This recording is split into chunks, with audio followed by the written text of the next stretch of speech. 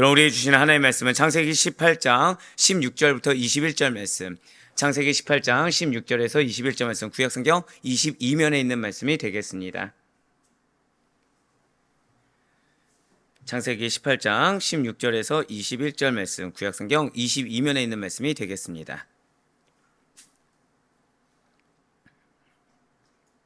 우리 창세기 18장 16절부터 21절까지 말씀 한 절씩 교독하신 후에 마지막 21절 말씀 한 목소리 합독하도록 하겠습니다. 제가 먼저 16절 말씀 읽겠습니다.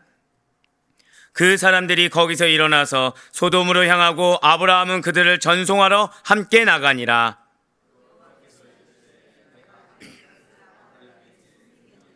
아브라함은 강대한 나라가 되고 천하 만민은 그로 말미암아 복을 받게 될 것이 아니냐.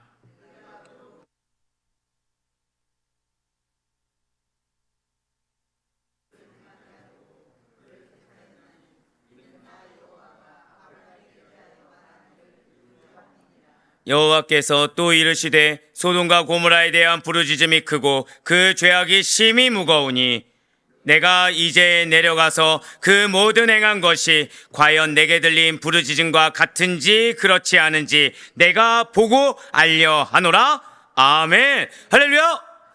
네, 오늘 변함없이 주를 믿는 믿음 가운데 무엇보다 주님께서 우리가 이렇게 하루의 시작을 말씀과 기도라는 것을 주께서 기쁘게 받아주시사, 자, 절대 고백하실게요. 나의 삶에 개입하십니다. 네, 나의 삶에 개입하셔서 반드시 선하고 합당하게 인도하신다라는 그 믿음의 확신을 가지고 나오시 우리 모든 성도님들을 주님을 환영하고 축복합니다. 이 시간 원래 히브리서 강의를 들어야 되는데 오늘만 우리가 창세기를 통해서 은혜 받는 귀한 시간을 갖도록 하겠습니다. 자, 지금까지 우리 계속 창세기 12장을 통해서, 자, 우리 계속 누구를 통해서 알아보고 있습니까? 예, 그것만 기억하셔도 감사하고 있어요. 자, 아브라함의 생애에 대해서 우리가 지금 알고 있는데 특별히 18장과 19장 말씀이 굉장히 중요하다고 말씀드렸죠. 자, 절대 고백하실게요. 구원과 심판. 네, 창세기 18장과 19장은 구원과 심판의 대비가 극명하다라고 말씀을 드렸어요. 아브라함이 받은 땅과 후손의 언약의 계승자가 될 이삭의 탄생 예언이 들어있습니다. 그리고 소돔과 고모라 성의 멸망 사건을 통해서 하나님은 이 두 사건을 가지고 하나님께서 당신의 구원과 심판이 얼마나 극명한지 그 대비를 보여주고 있다라는 것이죠. 자, 그렇다면 아브라함은 어떻게 해서 자신의 계승자가, 정확히는 언약의 계승자가 되는 이삭에 대한 예언을 듣게 되는 것입니까? 이삭이 태어나기 1년 전에 아브라함이 99세가 되던 때에 하나님께서는 두 천사와 함께 나그네 길을 떠나 행인의 모습으로 아브라함을 찾아오셨습니다. 아브라함은 어떻게 되었습니까? 아브라함은 사실은 이분들이 하나님인지 아닌지 몰랐어요. 하지만 선한 일을 행하라, 그 말씀에 순종하는 믿음으로 하나님을 극진하게 대접버렸다는 것이죠. 그리고 하나님께서는 이에 대해서 이삭에 대한 예언을 말씀해 주셨습니다. 이러한 이삭의 예언을 들은 아브라함 말고 그 장막 안에 누가 있었습니까? 사라가 있었죠. 당시에 사라는 웃으면서 불신앙의 모습을 보였다는 거예요. 하지만 이것에 아랑곳하지 않으셨습니다. 다시 한 번 더 이삭에 대한 약속을 재확증해 주셨다는 것이죠. 그렇습니다. 하나님께서는 당신께서 작정하신 그 뜻대로, 자, 절대 고백하실게요. 이미 나에게 약속하신 대로, 바로 그거예요. 이미 아브라함에게, 이미 여러분들에게 약속하신 그대로 세계 만민에게 복의 근원이 될 특별한 민족 이스라엘 역사를 이어가심으로써, 자, 여러분들에게 하신 약속, 여러분들에게 하신 그 기업을 누가 이어가시는 것입니까? 죄송하지만 우리가 아니라는 거예요. 하나님께서 이어가십니다. 이것이 왜 우리에게 희망이고 소망이자 복이 되냐면, 내가 자녀를 책임질 수 있는 영역이 과연 얼마큼 되겠습니까? 내가 한 가정을 책임질 수 있는 영역이 얼마나 될까요? 하지만 하나님께서 책임져 주신다고 한다면 내가 보지 못할 자녀들까지 하나님께서 능히 보호하시고 그 언약을 이끌어 가신다는 사실을 반드시 믿으시길 바라겠습니다. 그렇습니다. 하나님께서 이스라엘 역사를 이어가신다는 것이죠. 그래서 이 땅에서의 하나님의 구원의 역사를 이어갈 이삭의 탄생을 예언해 주셨다는 거예요. 하지만 이와 반대로 죄악이 극에 달한 소돔과 고모라입니다. 이 소돔과 고모라를 불로써, 유황으로서 징벌하심으로 말미암아 인간의 범죄에 대해서 징계하시고 심판하셨다는 것이죠. 그렇습니다. 오늘 본문이 바로 이러한 구원과 심판의 극명한 대비를 보여주는 말씀의 시작으로서 인간의 범죄에 대한 하나님의 심판을 드디어 예고하고 있다는 거예요. 바로 오늘 보면 창세기 18장 16절부터 21절까지는 하나님께서 소돔과 고모라에 대한 심판을 예고하신 내용입니다. 먼저 16절 말씀 한번 보도록 하시겠습니다. 그 사람들이 거기서 일어나서 소돔으로 향하고 아브라함은 그들을 전송하러 함께 나가니라. 아멘. 여러분들 이 미리 팁을 드리면 이 18장 16절 이후부터 보실 때 여러분들 그 마음 가운데 이게 다급함을 느끼셔야 됩니다. 왜냐하면 잘 들으세요. 지금 하나님과 두 천사들이 아브라함과 대화를 마치자마자입니다. 원어로 보면 그 사람들이 거기서 일어나서 그 앞에 뭐예요? 대화를 마치자마자입니다. 그러니까 즉시로 대화한 다음에 이렇게 보고 뭐 다른 걸 보시고 여유를 두신 것이 아니라 어떻게 하셨다고요? 그러니까 예를 들면 이런 거죠. 제가 여러분들하고 신방을 했어요. 신방을 했는데 신방하고서 대화를 딱 끝냈습니다. 제가 할 얘기를 끝냈습니다. 그럼 전 뭐 하는 거예요? 자, 그럼 어떻게 커피 한잔 하실까요? 또는 식사할까요? 이런 얘기가 아니라 갑자기 일어나서 가는 거죠, 이제. 예, 갑자기 일어나서. 네. 뭐 그러든 말든 신경 안 쓰시는 듯한 네. 지금 하나님께서 그렇게 하고 계시다는 거예요. 예. 아브라함이 거주하고 있는 헤브론의 마므레 상수리 숲을 근처를 떠나서 바로 즉시로 떠나서 소돔으로 향했습니다. 그리고 이후의 상황은 제가 방금 말씀드린 대로 굉장히 매우 급박하게 진행이 된다는 거예요. 하나님과 두 천사가 아브라함을 방문한 것은 오전쯤입니다. 그리고 점심 식사한 다음 오후에 소돔으로 출발하셨다는 거예요. 대화했는데 어느 정도밖에 안 돼요? 아침밖에 안 됩니다. 아침 반나절 정도밖에 안 돼요. 소돔으로 출발합니다. 날이 저물 때 소돔성에 도착해요. 자, 소돔성 언제 멸망하죠? 다음날 아침 동틀 무렵에 이미 심판받아 멸망했다는 거예요. 예고의 말씀을 주시고 하루가 채 안 지났습니다. 그래서 그 말씀 드린 거예요. 급박하게, 다급하게 보셔야 되는 것입니다. 사랑하는 성도 여러분들, 하나님께서 말씀을 주실 때 이 말씀을 여유를 갖고 받으시면 안 돼요.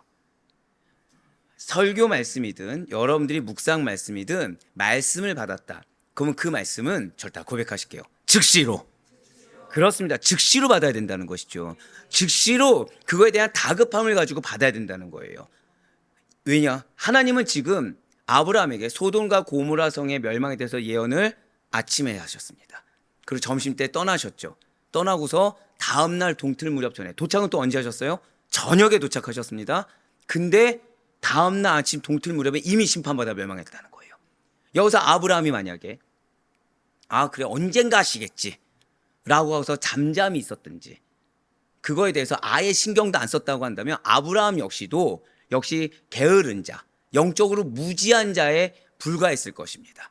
하지만 그렇지 않았다는 거예요. 한번 이 말씀에 대해서 창세기 19장 1절과 23절, 24절 말씀을 한번 먼저 보도록 하겠습니다. 창세기 19장 1절과 23절, 24절 말씀입니다. 저녁 때에 그 두 천사가 소돔에 이르니 마침 롯이 소돔 성문에 앉아있다가 그들을 보고 일어나 영접하고 땅에 엎드려 절하며 23절, 24절입니다. 롯이 소 아래에 들어갔을 때에 해가 돋았더라.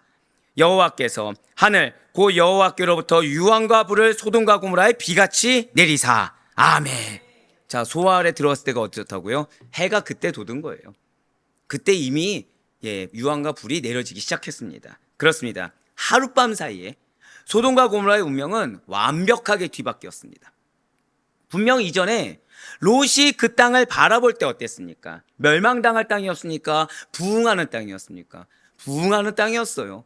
그 어느 날 애굽을 기준으로 봐도 그 이상의 땅이 없을 만큼의 풍요로운 땅이 바로 소돔과 고모라였다는 거죠. 그런데 불과 하룻밤 사이에 적과 꿀이 흐르는 천국과 같은 곳이었던 그 소돔과 고모라가 하지만 그 죄악이 관영한 소돔과 고모라였기 때문에 하나님의 진노를 사게 됐다는 거예요. 멸망의 예언이 내려진 하룻밤 사이에 유황과 불이 비같이 내려지게 되자 화려한 도시의 자치라는 곳은 온데간데 없고 사람들의 기억의 숫자 남겨지지 않은 채 흔적 없이 사라지게 되었다는 것이죠. 사랑하는 여러분들, 말씀을 그 즉시로 급박하게 받을 수 있는 우리가 되길 간절히 소망합니다. 말씀이 주어졌을 때 나의 입장에서 여유롭게 받는 것이 아니라 하나님의 때, 하나님의 그 뜻하심에 합당하게 받으시길 바라요. 하나님의 뜻하심을 받기 위해서는 가장 먼저 절대 고백하실게요. 하나님의 마음을 알라. 그거를 기억하셔야 돼요. 하나님의 뜻과 계획이 나에게 실제가 되기 위해서는 지금 이 하나님께서 이 말씀을 나에게 어떤 마음으로 주고 계시는지, 나에게 어떤 심정으로 이 말씀을 주시는지 그 마음을 체감해야 된다는 거죠. 그렇지 않으면 다음날 멸망할 이 말씀조차 무지하게 받을 수도 있고요. 바로 즉시로 은혜 주기 원하는데 이것에 대한 즉시로 은혜 받는 것을 내 것이 아니냐 모른 척하다가 유기하거나 아니면 촛대가 옮겨지는 안타까운 일이 벌어질 수가 있다는 것입니다. 아닙니다. 우리는 말씀을 즉시로 받아야 돼요. 그 말씀 가운데 정확히는 하나님의 마음을 느낄 수 있어야 됩니다. 하나님 이 말씀을 내가 아멘으로 받고 이것에 아멘으로 받아서 내가 거기에 순종했다는 결단의 의지를 가졌을 때 하나님께서 과연 어떻게 역사하실지 것에 대한 기대가 있을 수 있는 여러분과 제가 되길 간절히 소망합니다. 그러면서 이어서 창세기 18장 17절 말씀 보도록 하실게요. 여호와께서 이르시되 내가 하려는 것을 아브라함에게 숨기겠느냐. 아멘. 저는 이 말씀이 사실은 굉장히 제일 은혜가 됐던 말씀입니다. 사랑하는 성도 여러분들, 여러분들에게 하나님께서 항상 먼저 말씀하십니다. 이걸 정말 기억하시길 바라요. 지금 하나님께서는 당신께서 사랑하시는 종 아브라함에게 소돔과 고모라를 심판하실 계획을 미리 알려주고 계세요. 심판하고 싶으신 건가요? 아니면은 알라는 건가요? 예, 하나님께서는 징계하는 것을 원해서 하시는 것이 아니라 공의 하나님이시기 때문에 약속하신 바 그 말씀 그대로 행하실 분입니다. 우리에게 하나님께서 징계를 내리실 수도 있어요. 근데 그 내리실 때 그 하나님의 마음은 나의 슬픔을 기뻐 받으시는 하나님이 아니시라는 거죠. 마치 읍참마 속의 심정으로 마음에 슬픔을 간직한 채 우리에게 바른 길을 위해서 당신께서 약속하신 그 말씀이 성취하기 위해서 어쩔 수 없이 안타까운 마음으로 내리신다는 사실을 기억하시길 바라요. 때때로 우리가 공고함이란 걸 느낄 때가 있습니다. 때때로 우리가 마음의 어려움이란 걸 느낄 때가 있고 실족함이란 걸 경험할 때가 있어요. 그때 회복할 수 있는 가장 빠른 길은 저다 고백하실게요. 하나님의 마음을 먼저 느끼라. 그거예요. 내가 인식되어지는 어려운 문제를 먼저 생각하는 것이 아니라 사람을 먼저 생각하는 것이 아니라 하나님의 마음을 느껴야 됩니다. 이 공고한 마음을 얼마나 슬퍼하실지. 공고함을 왜 주시죠? 실족함을 왜 주시죠? 저도 한 번 더 고백하실까요? 하나님을 찾으라. 예, 찾으라고 주신 거예요. 근데 사단은 이거를 내가 공고하기 때문에 못 찾는다고 하는 거죠. 내가 실족했기 때문에 못 찾는다고 하는 거죠. 어렵기 때문에 못 찾는다고 하는 것입니다. 하지만 아니에요. 이미 하나님께서는 우리가 그런 상황 가운데서도 미리 말씀해 주셨다는 사실을 잊지 마시길 바라요. 지금 이 말씀이 나와 상관이 없는 것처럼 느껴져도 하나님께서 미리 말씀하시기 때문에 내가 이해가 되든 되지 않든 나의 가장 합당한 그 상황, 그 말씀으로 인해서 승리할 수 있는 그 상황에서 먼저 미리 말씀하시는 사실을 잊지 마시길 바라겠습니다. 하나님께서는 이처럼 당신의 계획을 일개 피조물에 불과한 인간 아브라함에게 알려주신 것은 그가 하나님의 구속 역사에서 중요한 역할을 하는 자가 되었기 때문이라는 거예요. 여러분들에게 말씀의 은혜를 받는 것을 당연하게 여겨서는 안 됩니다. 말씀의 은혜를 받는 것 자체가 감사고 은혜예요. 말씀이 들리는 것 자체가 감사고 은혜입니다. 왜요? 하나님께서는 여러분들을 통해 일하기를 원하시기 때문이라는 거예요. 여러분들의 가정, 여러분들의 기업, 여러분들의 직장, 교회 그 모든 곳에서 저도 고백하실게요. 내가 중요합니다. 아멘 2명 나왔네요. 네. 내가 하나님 보시기에 중요한 역할을 감당해야 되기 때문에 말씀을 주신다는 거예요. 그래서 은혜라는 걸 받게 하시고 들리게 하신다는 거죠. 그만큼 하나님께서는 아브라함을 귀히 여기시고 여러분들을 귀히 여기시고 그에게 절대적인 신뢰를 보내고 계시다라는 것을 의미한다는 거예요. 자, 지금 여러분들이 귀에 메시지가 들리는 거, 여러분들이 은혜라는 걸 받는 것이 무엇이라고요? 절대 2가지로 고백하실게요. 내가 중요합니다. 하나님께서 나를 신뢰하십니다. 이 말씀을 잊지 마시기 바라요. 정말 이 말씀을 잊지 마시기 바랍니다. 이 말씀이 나와 상관이 없는 것 같다라고 판단조차도 사단이 주는 마음이라는 거예요. 하나님은 어떻게 말씀하신다고요? 미리 말씀하시는 하나님이시라는 거죠. 그렇기 때문에 왜요? 여러분들이 중요하기 때문에 그리고 여러분들을 신뢰하시기 때문에 절대적인 신뢰를 보내시사 당신의 약속을 이룰 자로 누굴 부르신 것입니까? 나를 불러주셨다는 거예요. 그래서 하나님께서는 당신을 진실로 의뢰하고 경외하는 당신의 사람들을 당신의 자녀이자 친구로 여겨주실 뿐만 아니라 바로 그들에게 인간 세상을 다스리는 여러분들에 속한 공동체를 다스리는 당신의 거룩한 뜻과 계획을 알려주신다는 거예요. 자, 제가 방금 전에 당신의 거룩한 뜻과 계획을 알려주는데 무엇을 위해서 알려준다고 하셨습니까? 절대 고백하실게요. 나의 공동체, 이거 잊어서는 안 돼요. 여러분들을 신뢰하는 이유, 여러분들을 중요하게 여기는 이유가 바로 여기 있습니다. 여러분들의 공동체를 위해서. 나의 나됨은 나 하나를 위한 것이 아니라 누군가는 그 공동체가 가정이 될 수도 있고, 누군가는 그 공동체가 학교가 될 수도 있고, 직장이 될 수도 있고, 교회가 될 수도 있고, 먼 미래에, 아니 가까운 미래에 또다시 새롭게 생길 공동체가 될 수도 있겠죠. 근데 그 공동체 가운데 나를 중요한 역할로 보내주셨다는 거예요. 이에 대해서 시편 기자는 이렇게 선포하고 있습니다. 시편 25편 14절의 말씀입니다. 여호와의 친밀하심이 그를 경외하는 자들에게 있으며 그의 언약을 그들에게 보이시리로다. 아멘. 혹시 여러분들 가정 가운데, 여러분들 속한 공동체 가운데, 교회든 직장이든 학교든 그 모든 속한 공동체 가운데 내가 지금 갈 바를 알지 못하거나 문제가 보이는데 해결책이 보이지 않습니까? 하나님을 먼저 경외할 수 있는 우리가 되길 간절히 소망합니다. 절대 고백하실게요. 나의 공동체는 하나님의 공동체입니다. 아멘. 거기서부터 시작하셔야 된다는 거예요. 거기서부터 시작해서 하나님을 경외하고 하나님을 두려워하는 것부터 시작하셔야 된다는 거죠. 그 가운데 하나님께서는 자, 무엇을 보이신다고요? 한 번 더 고백하실게요. 약속 먼저 보여주신다는 거예요. 문제 이전에 무엇입니까? 약속이라는 거예요. 사람 이전에 무엇입니까? 약속이라는 거죠. 아, 목사님, 저는 아직 약속을 모르겠습니까? 말씀을 들으셔야 돼요. 말씀 가운데 약속에 대한 하나님의 마음을 받으셔야 되는 겁니다. 어쩌면 이미 약속이 주어졌는데 나는 이거 지금 나랑 상관없는 말씀인데 나의 영적 무지로 말미암아 그것을 패싱했을 수도 있습니다. 하지만 설령 그렇다고 하더라도 지금이라도 나에게 들리게 한 메시지, 내가 은혜 받은 메시지, 그 무엇이든 그 말씀에 나에게 어떤 약속을 주시는지 분별하며 깨달을 수 있는 여러분과 저, 그래서 문제보다 약속을 먼저 보시고 그 약속을 주신 하나님을 경외할 수 있는 우리 모두, 그래서 그 가운데 하나님의 말씀을 들을 수 있는 우리 모두가 되길 간절히 소망합니다. 네, 그렇습니다. 진실 하나님께서는 믿음의 삶을 살아가면서 하나님을 신실하게 경외하는 자들에게, 특별히 하나님을 오롯이 의지하는 자들에게 당신의 크고 비밀한 일들을 보여주신다는 것이죠.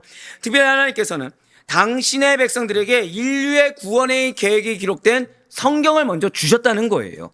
우리에게 말씀을 이미 허락해 주셨다는 것이죠. 따라서 우리가 무엇을 통해 알 수 있습니까? 성경을 통해서만이 하나님의 원대한 뜻과 계획하심, 당신의 마음이 나를 향해서 어떻게 역사하고 있는지를 알 수가 있다는 거예요. 그래서 우리는 매일같이 성경을 생각해야 되는 겁니다. 매일같이 말씀을 묵상해야 되고 매일같이 예배를 우리가 게을리하지 말아야 되는 이유가 다른 것이 아니에요. 나를 위한 거라는 거죠. 하나님의 뜻을 알기 위해서, 하나님의 계획을 알기 위해서, 그분의 마음을 느끼기 위해서라도 결국 무엇입니까? 저도 한 번 더 고백하실까요? 내가 살기 위해. 맞아요. 내가 살기 위해서라도 날마다 성경을 묵상하고 생각하고 받아들일 수가 있어야 된다는 거죠. 그리하여 그러한 하나님의 뜻과 계획에 합당한 삶을 살아야 하는 책임이 성도에게 있다는 거예요. 그러니까 사실 성도는 하나님의 말씀에 합당한 삶, 사람의 말에 휘둘리는 삶 아니요. 인간사의 문제에 휘둘리는 삶 아니요. 인간의 가치관과 구조에 휘둘리는 삶 아니요. 오직 말씀에 합당한 삶을 살아가는 책임이 성도의 책임입니다.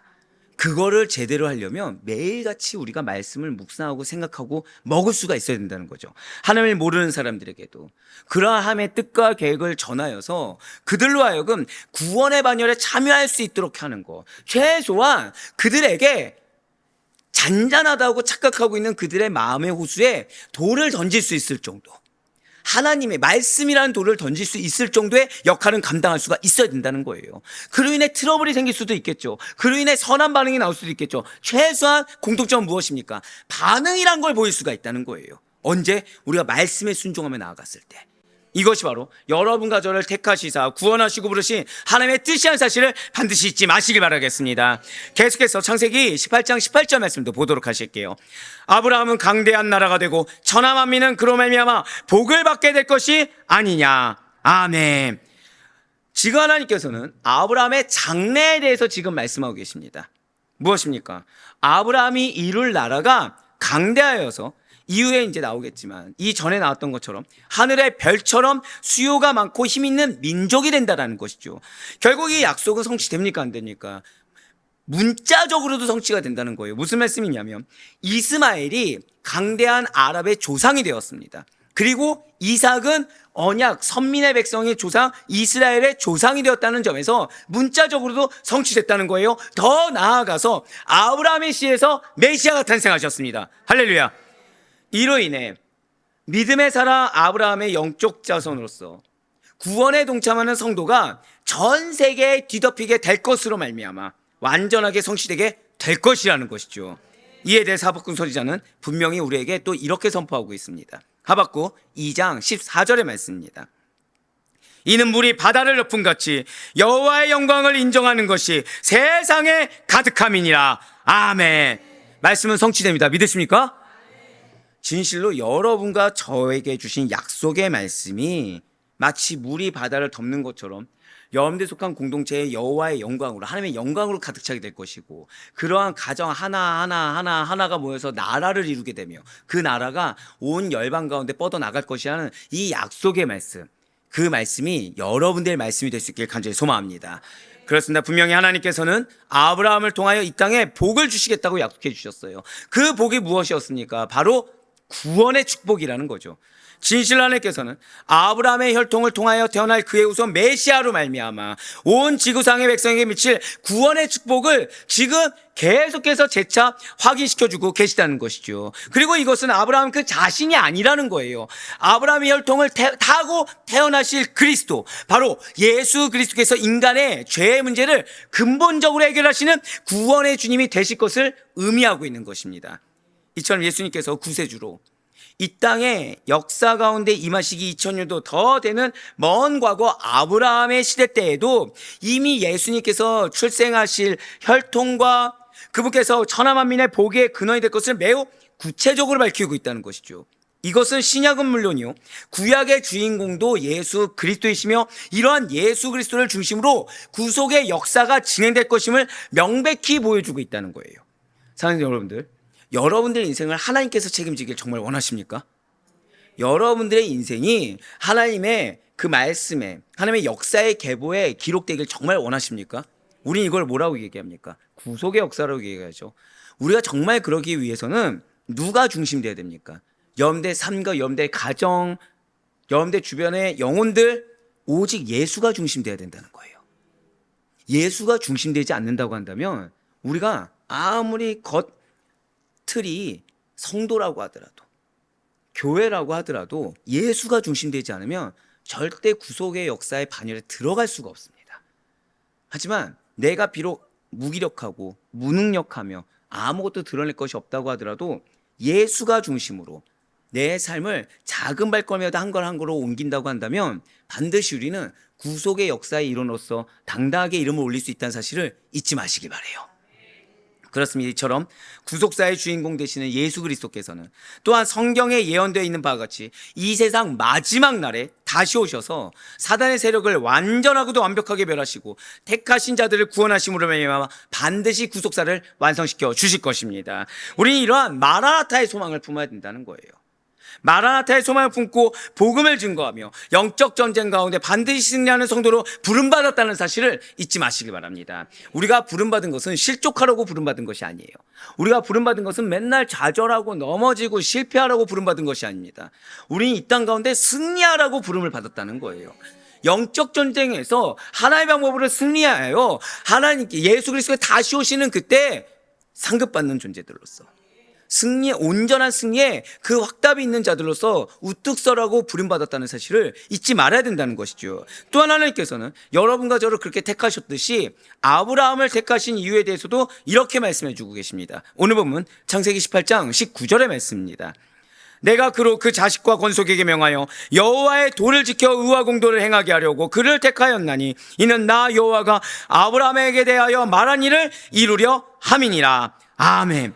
어떻게 보면 오늘 말씀 중에 정말 제일 중요한 말씀이 바로 이 19절 말씀일 것입니다. 그 가운데서도 뭐가 제일 중요할까요? 네, 그렇죠. 예, 그냥 생명이 아닌 이상 알아볼 수 있겠죠. 여호와의 도를 지켜 의와 공도를 행하게 하려고.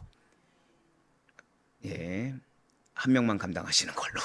이 정말 중요합니다. 이 정말 중요합니다, 여러분들. 예, 제가 지금 정말을 몇 번 얘기했죠? 3번 얘기했습니다. 예, 보통 강조를 해버렸네. 반복을 왜 한다고요? 강조 중요하니까. 이게 제일 중요합니다. 자, 아브라함을 택하신 이유, 여러분들, 하나님께서 아브라함 택하신 이유가 뭐라고 항상 생각하시죠? 하나님께서 아브라함 왜 택하셨습니까? 여러분들, 아브라함 하면 뭐가 생각나십니까? 뭐, 믿음의 아버지. 예, 믿음의 아버지로서. 뭐 하라고 택하셨죠? 네, 이게 현실이죠. 진짜 이게 여러분들뿐만이 아닙니다.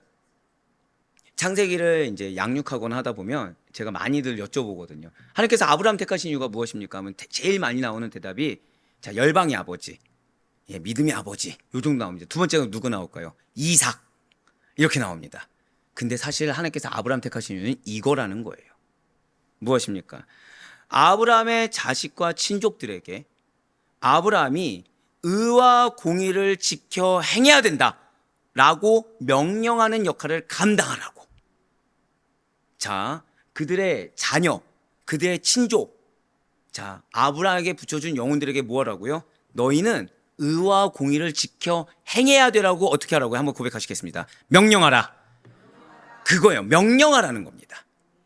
그거를 지금 아브라함이 단순히 이삭에만 몰두해서는 안 된다는 거예요. 이삭은 이미 줄 자입니다. 이삭은 반드시 하나님께서 주실 거예요. 약속을 주셨으니까. 어쩌면 여러분들에게 기도 제목이 있을 수 있어요.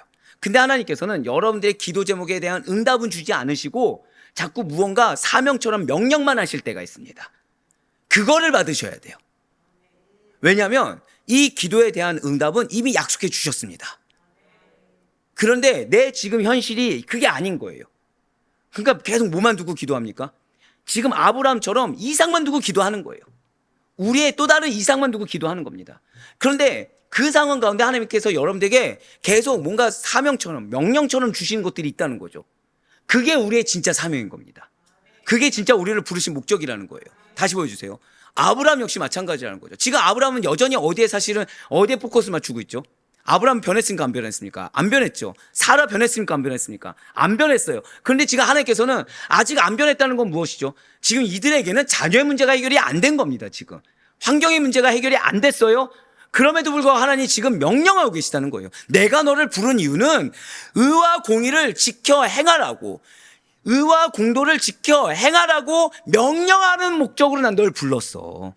너의 자녀들, 너의 친족들, 너의 그 자손들, 너의 가족들 모두가 오로지 단 한 명의 예 없이 의와 공도, 의와 공의를 지켜 행하라고 난 널 부른 거야 라고 말씀하신 것입니다. 자, 그렇다면 자, 지금부터 잘 들으셔야 돼요. 의와 공의, 이 의와 공도는 과연 무엇이겠습니까? 의에 해당하는 히브리어는 체다카라고 합니다. 여러분들 체다카라는 단어는 굉장히 중요해요. 써놓을 수 있으면 써놓으시면 좋을 것 같습니다. 체다카예요. 이 체다카는 정의를 뜻합니다. 체다카가 무엇이라고요? 정의를 뜻해요. 그런데 이 정의가 좀 더 원어적으로 분해를 하면 정확하게는 이거예요. 인간이 마땅히 지켜 행할 3가지 측면에서의 의로움입니다. 자, 지금 여기서 여호와의 도를 지켜 의와 공도를 행하게 하려고 해서 이 의가 체다카인데, 체다카는 무엇이라고요? 인간이 마땅히 지켜 행할 3가지 측면에서의 의로움을 뜻한다는 거죠. 그러니까 이 의에는 아브라함은 이 말씀을 듣는 순간 3가지 측면의 의로움을 생각할까 안 할까요? 바로 생각할 수 있다는 거예요. 첫 번째가 무엇입니까? 윤리적 측면에서의 체다카가 있어요. 윤리적 측면의 체다카는 인간 상호 간의 행위와 관련해서요, 개인의 이기심을 버리고, 자, 절대 고백하실까요? 공동체. 바로 그거예요. 공동체의 평화와 번영을 위해 노력할 때, 그때 비로소 실현된다는 거죠. 자, 윤리적인 측면의 의가 무엇이라고요? 나를 위한 것이 아니라 무엇을 위해? 공동체를 위해. 이것만 생각하셔도 좋습니다. 나를 위함이 아니라 공동체를 위한 거. 이게 바로 첫 번째 윤리적인 측면의 체다카가 된다는 것입니다. 두 번째는 절대 고백하실게요. 법률적 측면. 네, 윤리적 측면 다음에 두 번째는 법률적 측면에서의 체다카인데요. 이것은 부유하든 가난하든 지위가 높든 낮든 상관없이 법률 아래서 모든 자에게 동등하게 적용되는 거. 자, 법이 어떻게 적용된다고요? 동등하게 적용될 때 실현된다는 거죠. 즉, 법률적 측면에 최적화는 어떻게 하라? 평등하게 대하라는 겁니다. 평등하게. 어떤 부유하든 가난하든 힘이 세든 이거 다 상관하지 않고 평등하게 대하라는 것입니다. 세 번째는 저따 고백하실게요. 언약적 측면. 네, 그렇습니다. 윤리적 측면, 법률적 측면, 언약적 측면의 최적화예요. 이것은 하나님의 백성들이 하나님과 맺은 언약을 절대 고백하실게요. 순종. 한 단어로 하면 순종이고 정확히는 신실하게 지켜 행할 때 이루어진다는 것이죠. 자, 이 의가 어떻게 된다고요? 인간이 마땅히 지켜 행할 세 가지 측면의 의로움이 바로 의입니다. 그래서 첫 번째는 윤리적 측면인데 개인이 아니라 무엇을 위해? 공동체를 위해. 두 번째는 법률적 측면의 최적화인데 그것은 무엇이라고요? 평등하게. 세 번째 언약적 측면은 어떻게 하라? 순종하라. 신실하게 지켜 행하라. 바로 그때 이루어진다는 거죠. 자, 그리고 이 공도는 이제 옛날 성경에서는 공의라고 합니다. 이 공의에 해당하는 이 공도, 공의에 해당하는 히브리어는 미시파트라고 합니다. 이 미시파트는 판단, 재판을 말을 한다는 거죠. 판단, 재판을 말을 합니다. 여기서는 모든 판단의 근본적 근거가 되는 하나님의 공의, 판단의 근거가 무엇이라고요? 하나님이라는 거예요. 하나님. 진실로 하나님의 속성 중에 하나가 바로 이 공의입니다. 본절에서는 하나님의 절대 공의로우신 속성에 근거해서 인간이 마땅히 행해야 될, 자, 이 공도는 무엇이냐? 절대 고백하실까요? 바른 판단과 다스림. 예, 맞습니다. 이 공도는 무엇이라고요? 바른 판단과 다스림이라는 의미로 쓰여지고 있다는 거예요. 누가 바른 판단하시죠? 하나님께서. 누가 다스리십니까? 하나님이 다스리시죠. 바로 그 의미라는 거예요. 결국 지금 이 말씀으로는 무엇입니까? 지금 아브라함에게 하나님께서 아브라함을 부르시고 택하신 이유는 너는 이기주의를 버리고 공동체를 위해서 살아가야 되고 너는 법률적으로도 평등해야 되며 너는 하나님의 말씀에 순종해 지켜 행해야 되고 그 가운데 하나님의 바른 판단과 하나님의 바른 다스림만을 받아야 되라는 것을 명령하고 선포해서 그것을 지켜 행하게 하라라고 부르셨다는 거예요. 그렇습니다. 아브라함에게는 사명이 있죠. 다름 아니라 그냥 이제 좀 축약해서 말씀드릴게요. 의와 이 공의를 행할 것을 가족과 친족들에게 명령해야 되는 것. 자, 지금 제가 두 번 강조하는 게 뭐죠? 지금 명령하는 겁니다. 의와 공의를 행할 것을 가족과 친족에게 명령해야 하는 것을 할 사명이 있다는 거예요. 아브라함의 사명이 무엇이라고요? 아브라함의 사명은 내가 내 믿음 지키는 걸로 끝나는 게 아닙니다. 그냥 이삭 낳았다고 끝나는 것이 아니에요. 이삭에게 믿음의 길을 잘 계보를 이어주는 거, 이게 끝이 아닙니다.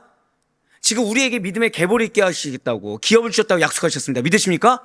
지금 여러분들이 그 말의 뜻이 무엇인지, 사명이 뭔지 깨닫기 시작하셨어요. 우리의 사명이 무엇이라고요? 절대 고백하실게요. 명령하라. 또 이 말씀 했다고 해!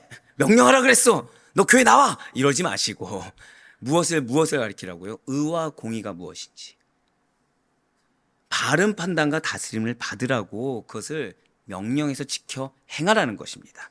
지금 아브라함 개인의 부르심이 누구와 연결되어 있습니까? 아브라함하고 연결되어 있습니까? 아니 이삭 한 명과 연결되어 있습니까? 아니라는 거예요. 절대 고백하실게요. 나의 부르심은 공동체와 연결되어 있습니다. 그걸 잊지 마시라는 거예요.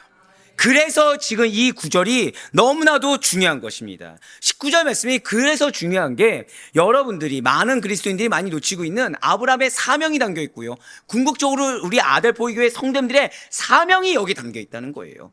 나의 부르심은 공동체를 위한 부르심입니다. 누군가는 가족이 되고, 누군가는 직장이 되고, 누군가는 교회가 되고, 누군가는 모임이 될 수 있겠죠. 바로 그 부르심, 나를 위한 부르심이 아니에요. 공동체를 위한 부르심이라는 거죠. 이처 하나님께서 개인을 택하시는 목적은 공동체와 연결되어 있다는 사실을 절대 잊지 마시길 바라요. 또한 아브라함은 하나님께 받은 명령 그대로를 다른 사람들에게 애원하고 간청하는 것이 아니죠. 제가 지금 계속해서 몇 번을 강조했습니다. 어떻게 하라고요? 맞아요. 당당하게 명령하라는 겁니다. 담대하게 명령하라는 거예요. 아브라함이 가족과 친족에 명령할 내용이 무엇입니까? 의와 공도를 지켜 행하라는 것입니다. 이러한 의와 공도는 인간이 하나님 앞에서 고람대오로서 반드시 행해야 될 하나님의 명령으로서 하나님의 피조물이며 하나님의 자녀된 인간이 반드시 지켜야 할 의무라는 것이죠. 이것을 행할 때 아브라함은, 그리고 여러분과 저는 사람의 눈치를 보거나 사람의 입장에 맞춰서 어느 정도 필터링해서 전하는 것이 아니라 하나님의 뜻을 담대하게 명령해야 된다는 거예요. 사랑하는 성도 여러분들, 혹시 우리 이제 양육 가운데 숙제를 알고 계시죠? 왜 가정 예배 드리는 거? 가정 예배를 드리는데 나는 가족의 눈치를 본 적 있으십니까? 이 담대한 믿음의 소유자들. 네. 뭐 남편과 아내가 반대하든 말든 나는 숙제를 하겠다. 그게 필요하다는 거예요. 안타까운 거는 믿지 않는 배우자나 믿지 않는 가족 구성원이 있을 때 이 가정 예배 드릴 때 눈치를 보시는 분들이 계십니다. 물론 가족이 쩌렁쩌렁 일부러 밝히듯이 할 필요는 없어요. 그래서는 안 되겠죠. 하지만 내가 하나님 앞에 정해진 시간에서 정해진 장소에서 드릴 때는 하나님만 보셔야 된다는 겁니다. 하나님만 보셔야 되고, 여러분들이 예배 자리에 나오고 하나님 앞에서 말씀을 지켜 행하는 것에 대해서 부끄러워하거나 사람 눈치를 볼 것이 아니라 이런 나의 삶의 변화된 행태를 통해서 이것이 또 다른 하나의 증거가 된다는 사실을 잊지 마셔야 된다는 거예요. 또 하나, 내가 나를 부인하는 행동으로 하나님의 믿음을 증거할 때가 있습니다. 이 나를 부인함으로 내가 나아갈 때도 사람을 보면 그 사람이 알아주길 바라는 마음에서 사람을 의식하면서 하게 됩니다. 근데 우리는 하나님 앞에서 행한다는 거죠. 그 사람을 의식하지 말고 하나님 앞에서 그냥 이것이 마치 내가 부인한다고 생각조차 안 들 정도로 당연히 행했던 것처럼 할 수가 있어야 된다는 거예요. 바로 이것입니다. 이러한 아브라함의 장래가 무엇이었습니까? 이러한 사명을 받은 아브라함의 장래는, 자, 저다 고백하실게요. 나의 장래는 축복된 미래입니다. 그때 축복된 미래, 그때 복 받는다고 얘기를 할 수가 있다는 거예요. 하나님께 쓰임받으며 받은 사명대로 큰 민족을 이루고 복의 근원으로서 자리매김하는 바로 이러한 아브라함의 축복된 장래 미래가 지금 예비되어 있다는 것이죠. 그런데 이와 다르게 이제 하나님께서는 소돔과 고모라에 대해서 심판을 예고하셨다는 것입니다. 마지막으로 오늘 보면 창세기 18장 20절과 21절 말씀 보도록 하실게요. 여호와께서 또 이르시되 소돔과 고모라에 대한 부르짖음이 크고 그 죄악이 심히 무거우니 내가 이제 내려가서 그 모든 행한 것이 과연 내게 들린 부르짖음과 같은지 그렇지 않은지 내가 보고 알려 하노라. 아멘. 지금 21절에 붉은색으로 표현된 부분 보시면 하나님께서 뭐라고 하시죠? 하나님이 친히 보고 알려고 하겠다. 내가 알겠다라고 하십니다. 우리는 분명히 남은 자 사상이 중요합니다. 나은 삶이 중요해요. 그런데 여기에서도 사단이 개입할 수 있을까요, 없을까요? 있다는 거예요. 나만 잘하면 되지라고 생각이 든다는 거죠. 지금 그런데 중요한 것은 하나님께서 당신께서 직접 보고 알고 판단할 때가 온다는 것입니다. 제가 앞서 서두에서 여러분들 왜 이 말씀 장을 볼 때 어떤 마음이셔야 된다고 그랬죠? 다급함이라고 말씀드렸죠. 그것이 단순히 말씀의 성취가 하루도 안 돼서 이루어졌다, 이 뜻만은 아닙니다. 어쩌면 하나님께서 지금 내가 나의 가족과 어떤 영혼과 또는 나의 공동체원들을 위해서 기도할 때 나도 모르게 아니란 마음이 들 수도 있다는 거예요. 근데 마음은 다급하되 행동 가운데서는 신중함이 필요합니다. 자, 어떻게 하셔야 된다고요? 마음은 간절함과 갈급함이 있어야 돼요.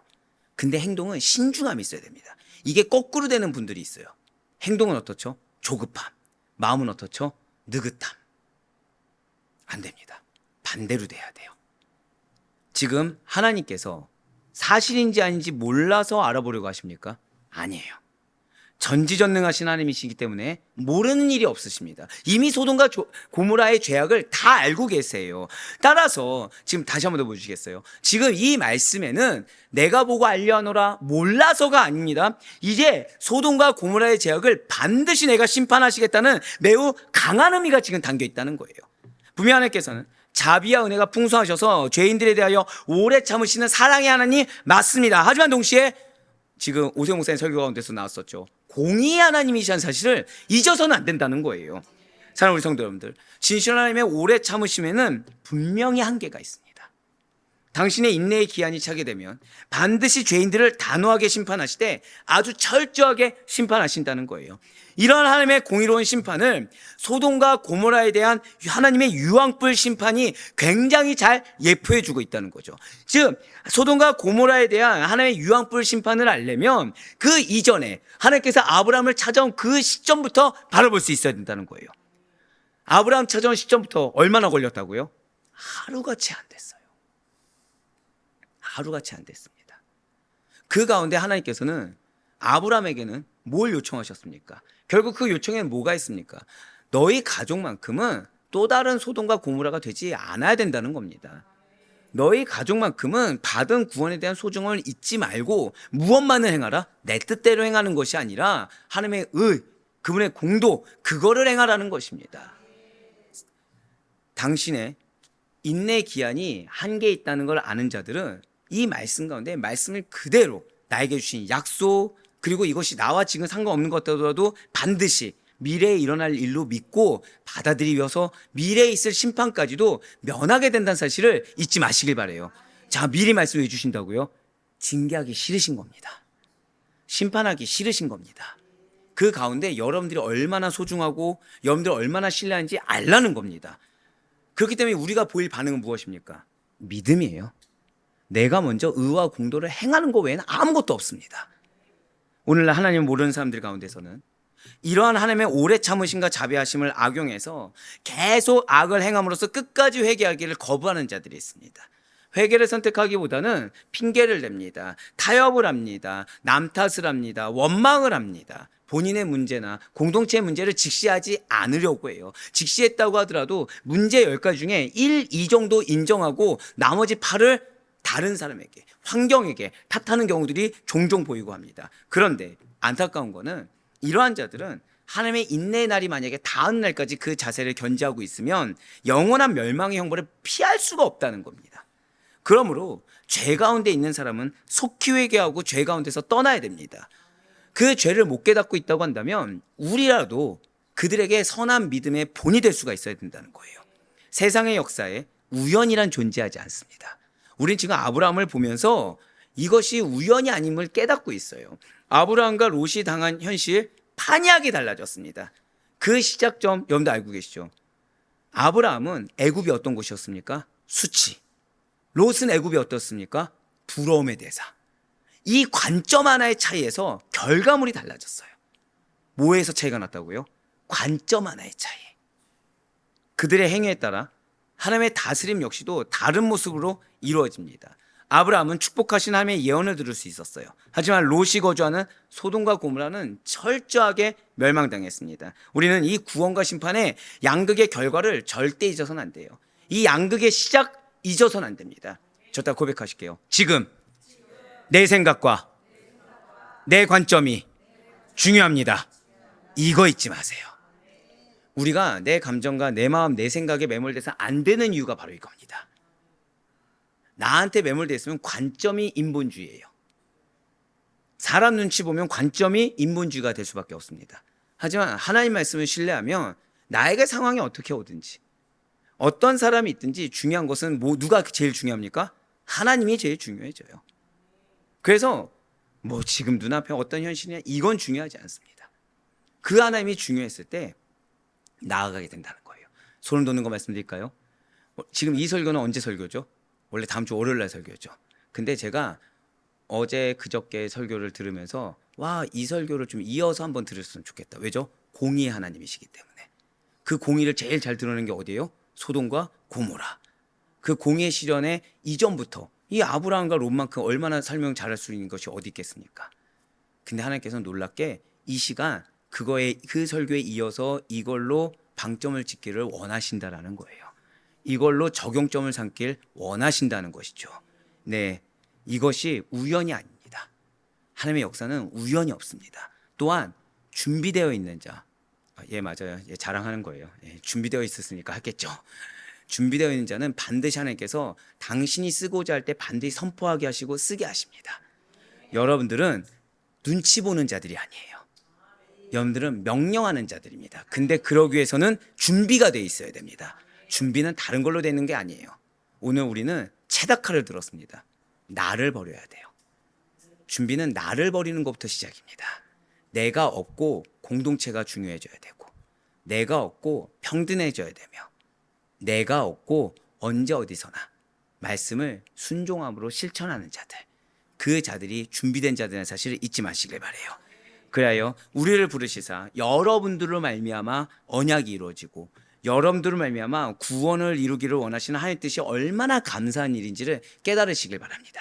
그러니 바라고 얻기는 이런 모든 역사를 통해서, 성경의 역사든 여러분들의 삶의 곳곳의 역사든 그 역사를 통해서 하나님의 뜻과 그분의 섭리를 알게 힘쓰시며 그 뜻에 우리의 인생의 기준을 맞춰 나갈 수 있는 우리 모두가 되길 간절히 소망합니다. 의와 공의를 실천할 뿐만 아니라 여러분들에게 붙여준 가족 구성원에게, 그 모두에게 그러한 삶을 권면하고 명령할 수 있는 그러한 자격을 갖추는 우리 모두가 되어서, 자, 마음에 뭐를 가져라? 간절한 갈급함을 가져라. 행동은 어떡하라? 신중하라. 거꾸로 가지 마시고 그렇게 하나님을 신뢰하는 믿음으로 그렇게 우리의 삶을 통해 그 사람들에게 증거되는 여러분들 되시기를, 그래야 끝까지 하나님의 기쁨과 칭찬이 되시는, 그래야 하나님께서 신뢰하는 자로 끝까지 남을 수 있는 우리 모두가 되시기를 주님의 이름으로 간절히 축원합니다.